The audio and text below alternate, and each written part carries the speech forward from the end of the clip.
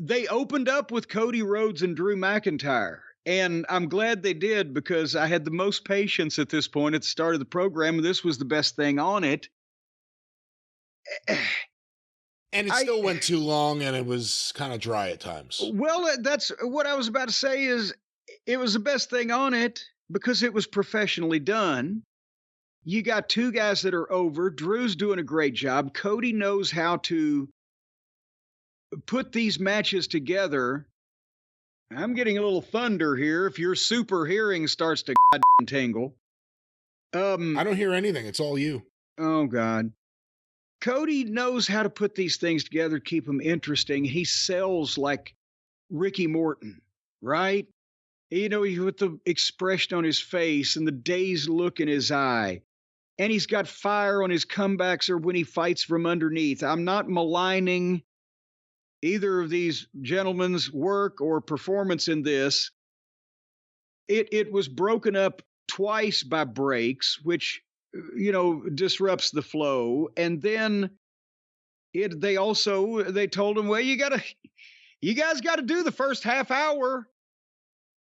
Because it was the first half hour of the show, it was 30 minutes in by the time they got out of the fucking announcers saying, boy, what a match. So it was rough at points. But of what they do when they do this with other, the point is Cody and Drew did what a lot of other people can't do as interestingly or keep you with it. They did it. This was the highlight of the show, even if they had to go so fucking long and be broken up. And it's a cold match in terms of the overall scheme of things because the Elimination Chamber's coming up. So, and that's where they went with it, is basically after a number of nice false finishes, suddenly Cody, who you would think is going to win, gets a 2 count with a cutter, and then Uso runs out. He's up on the apron. Cody nails him, goes for the crossroads on Drew, and as the referee still trying to deal with Uso, Solo in the black hood and hoodie and disguise comes to the other apron and from behind spikes Cody, boom, and he sells it like $1 million. And then McIntyre hits him with the Claymore, 1, 2, 3. So not only did Cody do the first job since, I don't know when the last time he did a job, maybe to Roman, but it's for Drew, and it was perfect because the bloodline not only cost Cody coming up on Mania, but Drew, whether we will come to find out he knew it or didn't know it or claims he didn't know it or whatever, he accepted a win, an assist on the win from the bloodline, his supposed enemies. So he's a hypocrite in his heel metamorphosis.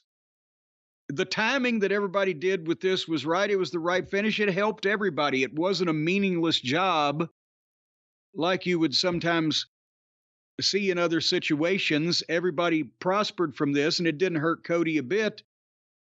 And I'm just, when this was over with, I also thought Tony Khan lost Cody and kept Moxley. Good Lord. But besides being a little long and a little dry in spots, your thoughts? He kind of summed them up. I don't think it was a option between Moxley and Cody, but he probably would have chose. Well, I'm just saying, you know, this guy is the one that got away, and the other guys featured every week. This was a long match. It wasn't exactly exciting the whole time, but you had a big star in there, and you had someone who's becoming interesting. This is an example of what I was talking about before. The WWE fans, they don't chant boring, and they don't look bored. No. Well, as a matter of fact, Let's Go Cody was the chant on their lockup here with him and Drew. And there was a This Is Awesome chant after when Drew took over and hit him with a power bomb where he just muscled him right up and hit him with it. They have... I hate to say it, lowered expectations for you Mad TV fans out there. They have lowered the expectations, I think, of a lot of I won't say average fans, because are the average fans the people that buy the tickets? They're dedicated fans. They're just happy to see those guys, as you said, live in person, whether they're speaking or having a fairly safe, professionally done, excitingly put together match, but nobody's going to get fucking killed, and there's going to be no uh, outrageous storyline happening in the middle of something where you kind of know there ain't going to be something happening. Yeah. Yeah. Good finish, though. Getting the bloodline involved, putting over the spike. Good finish.